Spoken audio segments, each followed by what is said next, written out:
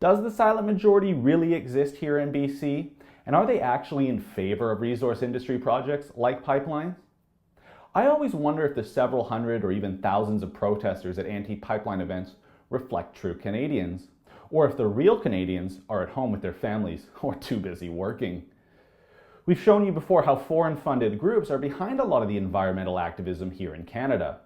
And Ezra has exposed the professional protesters, the same group of people who show up to all the protests as though it's their job. So I'm just not convinced that the claims by environmental groups and activists that the majority of British Columbians and Vancouverites are against the Transmountain pipeline are true. And I think these claims and protests give the wrong impression to the media and the public. And while it's not an undercover expose, I have some proof that these numbers are skewed. But before we get into it, I got to tell you one thing I've really enjoyed about this new parliament, and this is about the only time you'll hear me say this, is the new rules around parliamentary petitions and the option of using e-petitions as a way for citizens to get their issues heard and read in the House of Commons. All you need is an MP to co-sponsor it and 500 valid signatures, and it triggers a response from government. And while it's true 500 is a low threshold and many of them are read in an empty house, we just recently saw how effective the delivery of such a petition can be.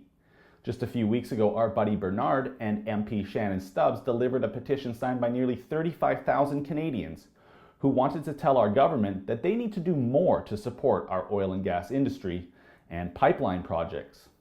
And currently, Bernard and Stubbs are teaming up again on another parliamentary petition with over 4,000 signatures this month opposing the new federal carbon tax. And you can bet the left is trying to do their best by using these petitions as so-called evidence-based proof for their causes. They're trying. Boy, did they try and fail miserably. Just take a look at this parliamentary petition opposed to the Trans Mountain pipeline, started right here in Vancouver and sponsored by Liberal MP Terry Beach. Mr. Beach represents Burnaby North Seymour, the very riding where the terminus of the proposed project is located, and Beach has been on record time and time again saying there is overwhelming local opposition to the project. The petition was circulated in the local Burnaby newspaper called Burnaby Now. And yet, after all the foreign signatures were removed, the petition was left with only 1,122 signatures when it closed last week. That's it, a measly 1,122.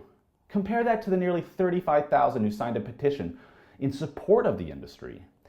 And before you go claiming that those 35,000 must have all come from Alberta, take a closer look. Nearly 4,000 British Columbians signed that petition, almost 4 times as many as those who signed Mr. Beach's petition opposing the project.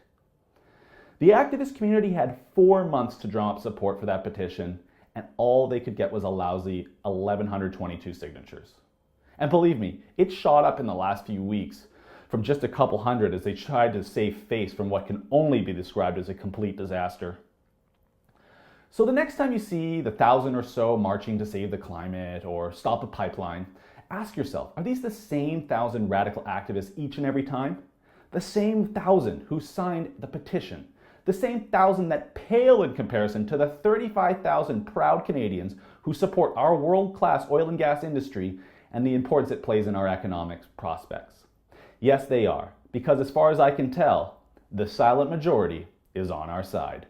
For the Rebel.media, I'm Christopher Wilson. Thanks so much for watching. You know, we always talk about the importance of the oil and gas industry, especially out here in Western Canada, but it's under attack right now. So go to stopthecarbontax.com and tell Justin Trudeau and the Liberal Party that this job-killing tax won't fly.